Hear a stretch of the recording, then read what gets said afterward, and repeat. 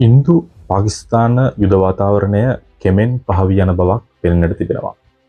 මහා පරිමාණයෙන් පාබලාක්‍රමණයක් දියත් නොකර ගුවන් ප්‍රහාර සහ බරාවි ගැටුමකින් මේ නිමාවට පත්වේ කියලා අපි මුලපටන් අනුමාන කළා. එය තවදුරටත් අනුමානයක් නෙවෙයි.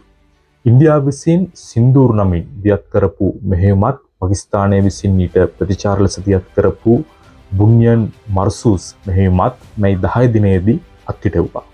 ඒ ඇමරිකාවේ මැදිහත් වීමෙන් නැති කරගත්තු සටන් නිරාම ගිවිසුමක ප්‍රතිඵලයක් විදියට ඉන්දු පාකිස්තාන අර්බුදයේ ඉතිහාසය සම්බන්ධයෙන් යුතුයකම YouTube නාලිකාවෙන් මීට පෙර වීඩියෝ දෙකක් නිකුත් කළා.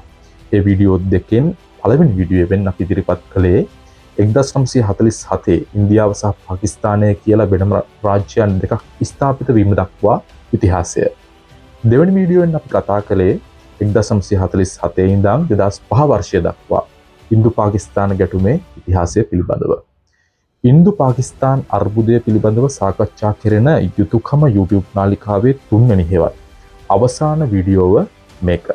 මේකදී අපි සාකච්ඡා කරන්නේ මේ ගැටුම මේ වසරේදී අලුත් වටයකින් මතුවලා ආවේ කොහොමද කියන එක සහ මේ අනාගතය කොයි විදියට පෙළ ගැහිද කියන එක පිළිබඳව.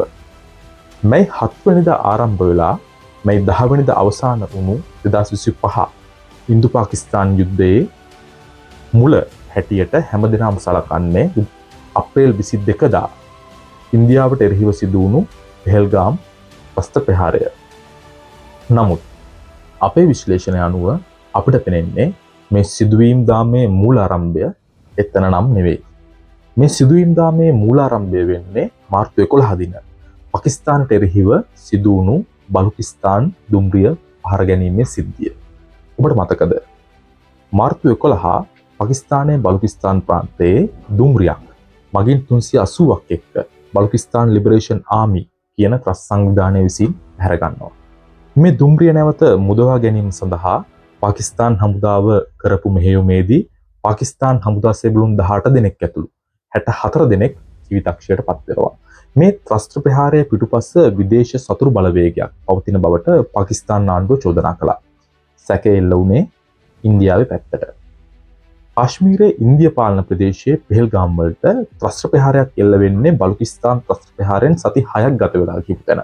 හරියටම අප්‍රේල් 22. පෙහෙල්ගාම් වලට එල්ල වුණු ත්‍රස්ත ප්‍රහාරයෙන් 28 දෙනෙක් ඝාතනය වුණා. ඝාතකයන් විසින් ඝාතන සිදු කරන්නට කලින් ආගම අහලා තිබුණා. ආගම අහලා Hindu ආගමික පිරිමින්ට විතරයි වෙඩි තියලා තිබුණේ. ප්‍රහාරයේ වගකීම් බාරගත්තේ ලක්ෂාරී තායිබා සංවිධානයේ අනුසංවිධානයක් ලෙස ක්‍රියා කරන The Resistance Front කියන සංවිධානය.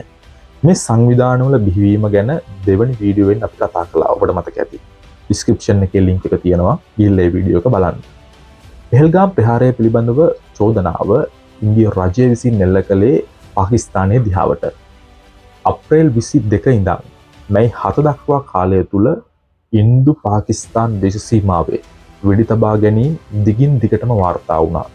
මේ කාලය තුලදී පෙහෙල්ගාම් ප්‍රහාරයට සම්බන්ධ සැකකරුවන්ගේ නිවෙස්, ඔවුන්ගේ ඥාතීන්ගේ නිවෙස් ඉන්දිය ආරක්ෂක අංශ විසින් කඩා බිඳ දැම්මා. දේශ සීමා වසා දැමුණා. තානාපති කාර්යාලවල ඉඳපු නිලධාරීන් නැවත Tamanගේ රටට කැඳවන්නට රටවල් දෙකම කටයුතු කළා. ගුවන් කලාප වහලා දැම්මා. ඒ වගේම රටවල් දෙක අතර වෙළඳ ගනුදෙනු නවතා දැම්මා. මේ සියල්ල අතරේ තවත් දැඩි ආందోලනාත්මක පියවරක් ඉන්දියාව විසින් ගත්තා. ඒ මොකද්ද?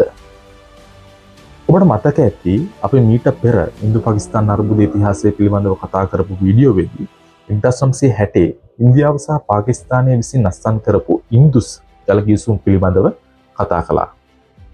පාකිස්තානයේ ජනතාවගේ ජල අවශ්‍යතාවයෙන් වැඩි කොටසක් සපුරා ගන්නේ ඉන්දු නදියේ අතුගංගාවන් වන රවි, බීස්, සුල්ටෙච් කියන ගංගා තුනේ. මේ ගංගා ගලා එන්නේ ඉන්දිය පාලන ප්‍රදේශ හරහා. ලෝක බැංකුව මැදිහත් කළා 1960 රටවල් දෙක අතර අත්සන් කරපු ඉන්දුස් ජල ගිවිසුමෙන් මේ ගංගාවන් වල ජලය බාධාවකින් තොරව පරිභෝජනය කරන්නට පාකිස්තානයට අවස්ථාව සලසලා දීලා තිබුණා. අපි අදහන ආගමට අනුව නම්, ඉන්න සංස්කෘතියට අනුව නම් අපි හතුරෙකුටවත් වතුර පොදක් නොදී ඉන්නේ නැහැ. ඒත් ඉන්දියාව ඊට වඩා වෙනස්. ඇති වුණු කලබල ASCII ඉන්දු ජල ගිවිසුමෙන් ඉවත් වෙලා පාකිස්තානයට ජලය ගලා එන නදී ගංගාවන් අවහිර කරන්නට ඉන්දියාව කටයුතු කළා. මේ 10 වෙනිදා සටන් නිරාම කිවිසුමක් ඇති වුණාට තවමත් පාකිස්තානයට ජලය මුදා හැරීමට ඉන්දියාව කටයුතු කරලා නැහැ. ඉන්දියාව ඉන්දු නදී ජල කිවිසුමෙන් ඉවත් වුණේ ඇයි කියන කරුණ සම්බන්ධයෙන් වෙනස් නිරීක්ෂණයක් ඔබ සමග බෙදා ගන්නට අපි කැමැතියි. පාකිස්තානයේ ප්‍රධාන ජල මූලාශ්‍රය ඉන්දියාව හරහා ගලා එනවා වගේම ඉන්දියාවේ ප්‍රධාන ජල මූලාශ්‍රයක් ගලා එන්නේ ඉන්දියාවේ පසමිතුරු රටක් හරහා. ඊසාන දිග ඉන්දියාවට ජලය සැපෙන ප්‍රධාන මූලාශ්‍රය වෙන්නේ චීනය හරහා ගලා එන බ්‍රහ්මපුත්‍ර නදිය. මේ බ්‍රහ්මපුත්‍ර නදිය හරස් කරලා ලෝකයේ විශාලතම ජල විදුලි ව්‍යාපෘතියක් ක්‍රියාත්මක කරන්නට චීනය කටයුතු කරමින් ඉන්නවා. මේ හරහා ඉන්දියාවට ගලන බ්‍රහ්මපුත්‍ර ගඟේ ජලය මුළුමනින්ම පාහේ පාලනය කිරීමේ අවස්ථාව චීනයට හිමි වෙනවා. ඉන්දියාව කාලෙක ඉඳන් මේ වැඩේට තමන්ගේ විරෝධතාවය පළ කළා. නමුත් පීකින් පාලනය එක ගණන් ගත්තේ නැහැ. ඒ වගේම ජාත්‍යන්තර ප්‍රජාවගෙනුත් මේ විරෝධතාවය ගැන තරම් සැලකිල්ලක් යොමු වුණේ නැහැ. අපේ නිරීක්ෂණය වෙන්නේ ඉන්දු නදී ජල ගිවිසුම සමග ඇති වුණු ආందోලනය පාදක කරගෙන බ්‍රහ්මපුත්‍ර නදී ව්‍යාපෘතිය පිළිබඳව කේවල් කිරීමක් සඳහා මාර්ගයක් පාදා ගන්න ඉන්දියාව කටයුතු කරાવી කියලා. බ්‍රහ්මපුත්‍ර නදී ව්‍යාපෘතියට එරෙහි ලෝක මතයක් සකස් කර ගැනීමට ඉන්දියාව මේ අවස්ථාව භාවිතා කරાવી. මේ සාකච්ඡා කළ කරුණු වලට අමතරව ඉන්දු පාකිස්තාන ගැටුම සම්බන්ධයෙන් තවත් කරුණු 3ක් ඉදිරිපත් කරන්න. අංක 1. උද්ගත වුණු යුද උණුසුම රටවල් දෙකේම දේශපාලන නායකත්වයේ විසින් තමන්ගේ ප්‍රතිරූපය ඉහළ නංවා ගැනීම සඳහා යොදාගත් බව අපිට පැහැදිලිව දැක ගන්න පුළුවන් වුණා. ඉන්දියාව තමන්ගේ යුද මෙහෙයුම හින්දු සංස්කෘතිය මතකයට නංවන සින්දූර යන යදුවෙන් හඳුන්වද්දී පාකිස්තානය තමන්ගේ ප්‍රතිප්‍රහාරය නම් කළේ ඉස්ලාමීය ග්‍රන්ථවල එන පාඨයක් සිහිපත් කරන විදියට. අංක 2. ඇතිවුණු ගැටුම්වලදී පාකිස්තානය ප්‍රධාන වශයෙන් භාවිතා කළේ චීනීය නිෂ්පාදිත ආයුධ. ඉන්දියාව භාවිතා කළේ ඉන්දිය නිෂ්පාදිත සහ යුරෝපීය නිෂ්පාදිත ආයුධ. මේ යුරෝපීය නිෂ්පාදිත ආයුධ සමග චීන නිෂ්පාදිත ආයුධ ගැටෙද්දී චීන නිෂ්පාදිත සාර්ථකයි කියන තහවුරුව මේ සීමිත යුද ගැටුම තුල උනත් අපිට දැක් ගන්නට පුළුවන් වුණා.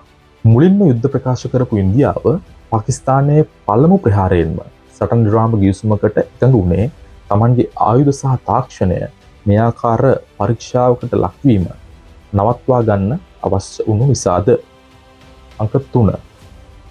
කොයිතරම් ආර්ථික පරිහානියකට ලක්ව සිටියත් දේශපාලන අස්ථාවරත්වයක් ඇති වී තිබුණත් ඉන්දිය ආක්‍රමණයකට එරෙහිව මරාගෙන මැරෙන සටනකට උවත් Taman සූදානම් බව පාකිස්තාන් ජනතාව තහවුරු කළා. ඉන්දිය ප්‍රහාරයට එරෙහිව තදින් පහර දිය යුතුය කියන උද්ඝෝෂණය ඇති වුණේ ජනතාව තුළින්මයි. ඒ අනුව හින්දු අධිපතිවාදීන්ගේ අඛණ්ඩ ಭಾರತ್ සිහිනයට යට වෙන්න මොන රටයට වුණත් පාකිස්තානය යට නොවෙන්න සූදානම් බව ඉතාම පැහැදිලි. අවසාන වශයෙන් ඉන්දියාව සහ පාකිස්තානය අතර සටන් විරාමය දිගටම පවතිවි කියලා විශ්වාස කරනවා. නමුත් ඔත්තු සේවා සහ බුද්ධි සේවා අඛණ්ඩව එකිනෙකාට විරුද්ධව ක්‍රියාත්මක වේවි. ශ්‍රී ලංකාවේ වත්මන් ආණ්ඩුව ඉන්දියාව සමග රහසිගත ආරක්ෂක ගිවිසුමකට සම්බන්ධ තිබෙනවා. නමුත් අපි අවධාරණය කරන්නේ ඉන්දියාව සමග ඒකාබද්ධව අපට ගමනක් නැති බව.